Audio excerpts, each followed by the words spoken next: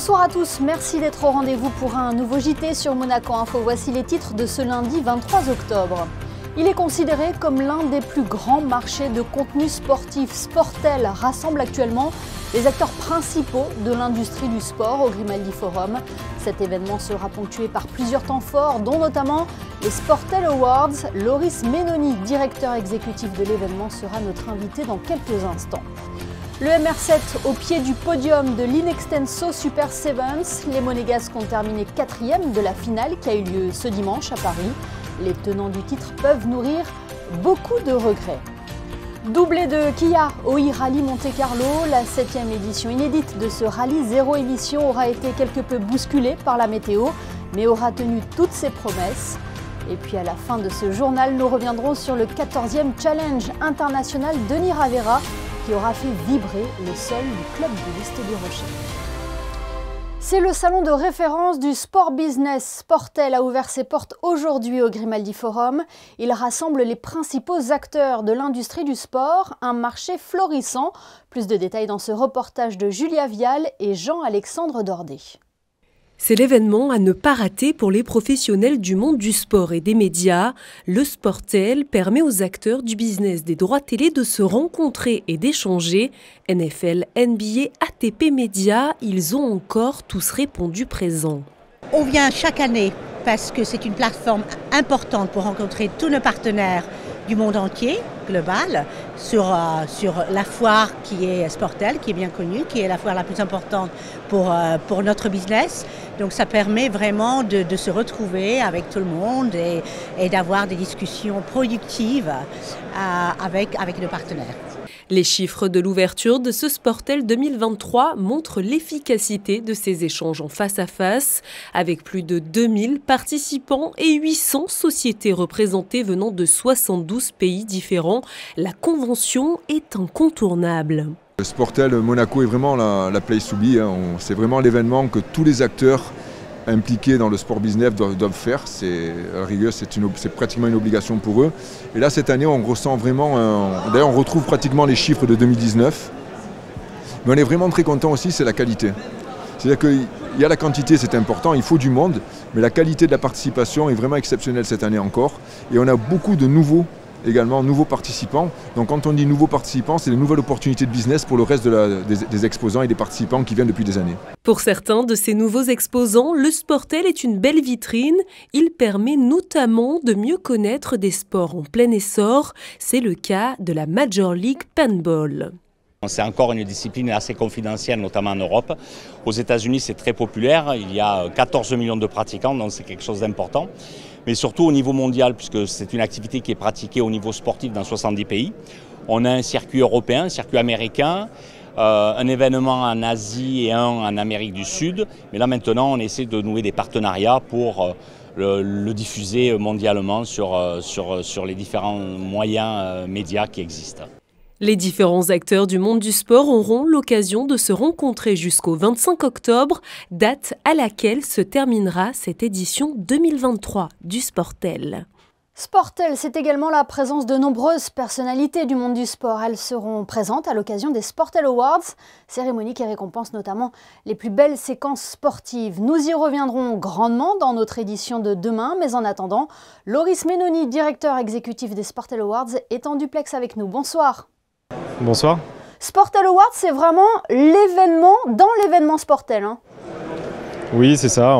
Sportel Awards, c'est l'événement qui récompense les plus belles images de sport de l'année dans différentes catégories et pendant lequel en fait on accueille tout un ensemble de champions, de grands champions et grandes championnes de tous horizons et de beaucoup de disciplines sportives différentes. Et comment sont sélectionnées les séquences, les documentaires en lice pour les Sportel Awards ? Nous recevons en fait un grand nombre de séquences qui nous sont soumises du monde entier et un comité de présélection procède justement à la sélection officielle qui est ensuite visionnée et étudiée sur place par les membres de notre jury et qui récompense donc les lauréats et qui seront récompensés ce soir lors de la cérémonie. Et quelles sont les images qui sortent le plus actuellement? On a vu pas mal de compétitions sportives cet été, je pense notamment au championnat du monde d'athlétisme. Oui, alors on reçoit effectivement des séquences, mais de sports vraiment très variés. Et ensuite, c'est en fonction des catégories pour lesquelles ils sont récompensés. Donc on a le prix de documentaire, de l'innovation, le prix du reportage. On a eu 6 catégories qui sont récompensées ce soir. Donc les images viennent vraiment de sports très différents, aussi bien le sport automobile que le rugby, que le football. Voilà, donc il y a vraiment une belle représentation et c'est pour ça qu'à côté de ces images, on souhaite nous recevoir en fait des athlètes de tous ces horizons-là. Oui, justement, qui est attendu sur le tapis vert des Sportel Awards? Écoutez, on va accueillir 80 athlètes ce soir, champions et championnes. On a 30 disciplines différentes qui sont représentées. C'est difficile de ressortir un nom. Si je dois en ressortir qu'un, ça serait Katharina Witt, une légende du patinage artistique. Et quand je dis légende, c'est parce qu'on lui remet le prix de la légende ce soir. Voilà, on récompense avant tout les images de sport à Sportel Awards. Par contre, la seule athlète qui sera représentée ce soir, récompensée ce soir, c'est Katharina Witt. Ouais, plusieurs récompenses seront remises lors de cette cérémonie. On le précise, elles sont décernées par un jury composé notamment de sportifs. Exactement, avec un mélange de sportifs et de professionnels de l'image. C'est ce qu'on recherche justement, d'avoir, au travers de ces images-là, en fait, ce qu'on recherche, c'est l'émotion du sport. Et on a nos champions qui ont leur propre vision des choses, parce qu'ils ont parfois et très souvent même été acteurs de ces images-là. Et puis à côté de ça, on a ceux qui construisent ces images, ceux qui les diffusent, ceux qui les produisent, qui les conçoivent. Et voilà, et donc on a un beau mélange, on a un bel équilibre cette année, nous, entre professionnels et anciens champions. C'est un prix qui s'est installé dans le paysage audiovisuel, on peut dire, puisqu'il récompense les meilleures séquences sportives? Oui, complètement. Et c'est pour ça que voilà, on reçoit des séquences du monde entier. Sportel Awards, les podiums d'or, c'est quelque chose qui compte en fait dans l'industrie du sport et effectivement tout le monde répond présent et surtout les gens souhaitent vraiment être ici pour recevoir ce prix qui est gratifiant et qui vraiment met en avant leur travail dans ce domaine du sport. Dernière question, Loris Menoni, vu que nous parlons ensemble des plus belles séquences sportives de l'année, s'il y avait une image à retenir selon vous, laquelle serait-elle? Question compliquée. Le choix est difficile, je dirais peut-être les mondiaux d'athlétisme.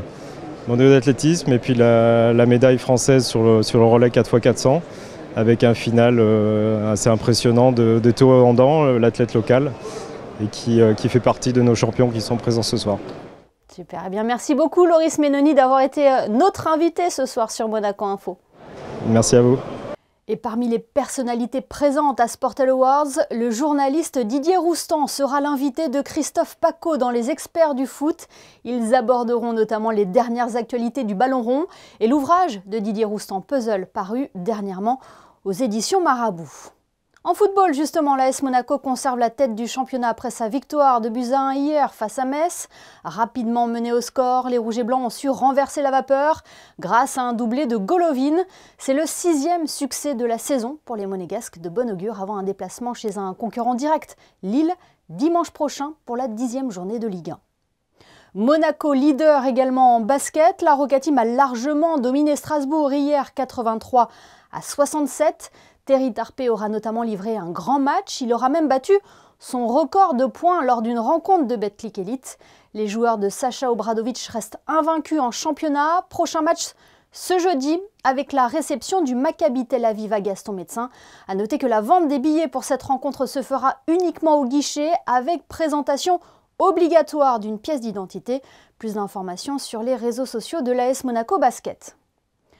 Il voulait doubler la mise. Champion de France en titre, le Monaco Rugby 7 s'était monté à Paris pour défendre sa couronne ce week-end. Premier du classement général après les 3 étapes qualificatives pour les phases finales, les Monégasques n'ont pas réussi à assumer leur statut de favori. Retour sur une journée particulière avec Yannick Debever et Jérémy Henry. Même après un réveil aux aurores, au MR7, c'est la bonne humeur qui prime. La Défense Arena de Nanterre voit arriver le Monaco Rugby 7 dès 9h du matin. Les Monégasques ouvrent le bal de cette grande journée du rugby à 7 avec son quart de finale face au Stade Français. Tandis que les tribunes se remplissent tranquillement, le MR7, lui, commence pied au plancher avec une victoire sans appel 33-12 sur les Parisiens. Reste maintenant à patienter 3 heures avant la demi-finale qui se jouera face au Baba Sevens. Du grignotage, du repos, des straps et des massages remplissent ce temps d'attente. Et comme s'ils avaient besoin d'encore plus de motivation, le prince souverain est venu les saluer juste avant la rencontre. Les hommes de Jérémy Icardi négocient parfaitement leur début de match pour mener 19-5 après 3 essais marqués.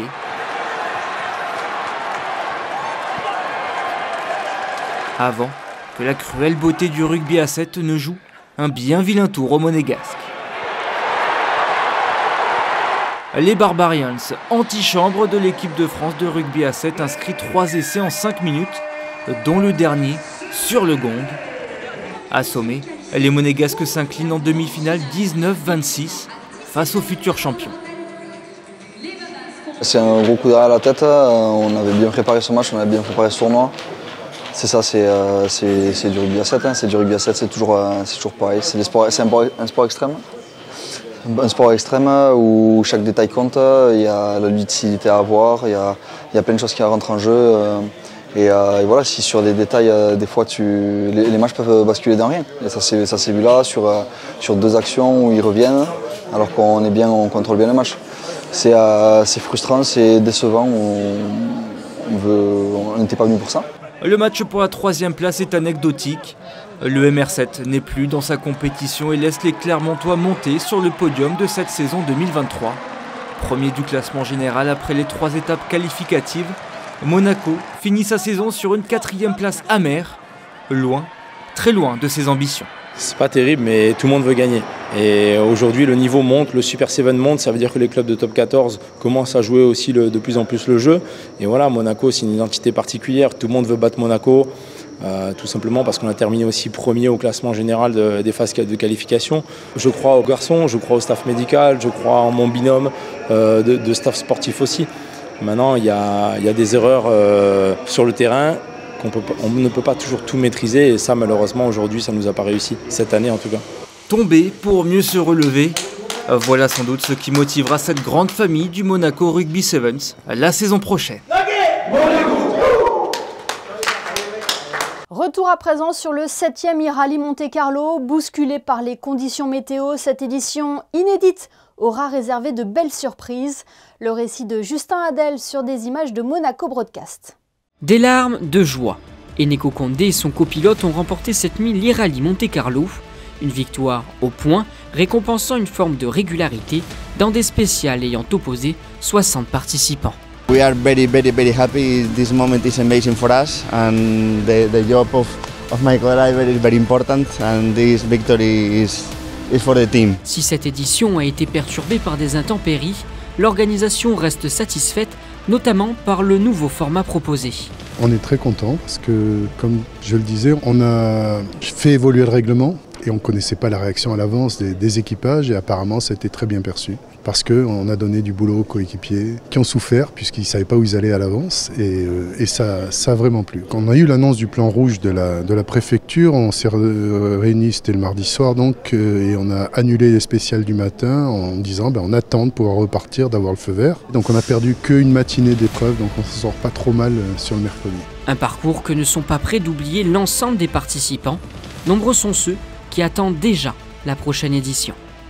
Intéressons-nous maintenant à ce rendez-vous devenu incontournable pour les professionnels de sport boule. Le Challenge international Denis Ravera a eu lieu en fin de semaine dernière sur le Rocher. La 14e édition aura tenu toutes ses promesses et aura même signé un record. Émilie Terrasson et Alban Gingembre ont assisté à la finale de relais en double ce dimanche. Voyez leur reportage. Cette 14e édition du Challenge international, Denis Ravera a fait vibrer le sol du club bouliste du Rocher.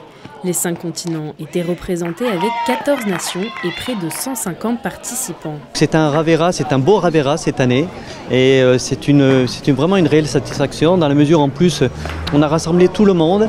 Il y a une énergie énorme au niveau ici au club bouliste du Rocher, donc avec les anciens, les jeunes et les moins jeunes, donc c'est une vraiment réelle satisfaction. Monaco a brillé cette année avec Matteo de la catégorie U23. Arrivé à la 3e place en tir de précision, il est fier de pratiquer le sport boule qui a des règles bien particulières et qu'il ne faut pas confondre avec de la pétanque. La différence, c'est que là, les distances sont... c'est plus long déjà, le terrain. Ça va entre 12 et 17 mètres, alors qu'à la pétanque, c'est entre 6 et 10 mètres. Les boules sont plus grosses, plus lourdes. Et pour tirer, il faut qu'on court. Et c'est plus sportif la longue que la pétanque. Comme chaque année, la France, la Croatie et la Slovénie sont les nations dominantes. Avec une performance cette année, un nouveau record battu par les Françaises. Elles ont fait le score de 49 touches sur 54 tirs. C'est-à-dire que pendant 5 minutes, en alternative 4 boules chacune, elles ont tapé 49 fois la cible sur 54 tentatives. Donc l'ancien record était à 48, elles l'ont amélioré d'une touche. Cette 14e édition s'est déroulée sous le signe de la convivialité avec des jeunes passionnés par leur sport et toujours en quête de victoire. C'est désormais votre rendez-vous sur Monaco Info. Nous mettons en valeur ceux qui font la principauté en vous racontant leur histoire et leur parcours. Celui qui va suivre va sûrement vous plaire puisque c'est celle de deux amis de longue date qui se sont lancés ensemble dans ce projet. Christine Datomel, on vous retrouve et c'est écrit derrière vous du côté de la Condamine. Oui, aujourd'hui c'est sur la place du marché que je vous retrouve pour nous rendre chez Maison Mère. Maison Mère est née il y a 18 mois ici. Tous les produits de la mer s'allient aux produits de la terre. Une maison qui est née d'une belle histoire d'amitié, une amitié qui se retrouve d'ailleurs dans les assiettes.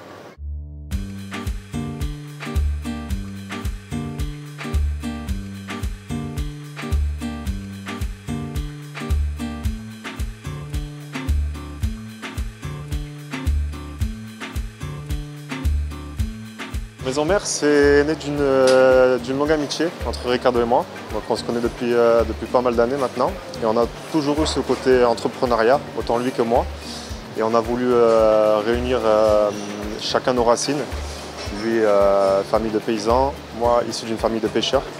Donc on a décidé de créer ce concept assez innovant. Ici que des produits frais, des produits bio et faits maison.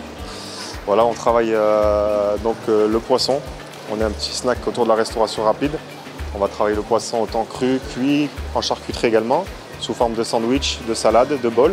On propose également un plat du jour, donc suivant l'arrivée du poisson chaque matin. Pour le poisson, on fait vite le lien. C'est vrai que je suis issu d'une famille de pêcheurs, donc j'ai la chance d'avoir un oncle qui est pêcheur, puis mon père qui est poissonnier depuis de longues années. Donc on a les mêmes fournisseurs.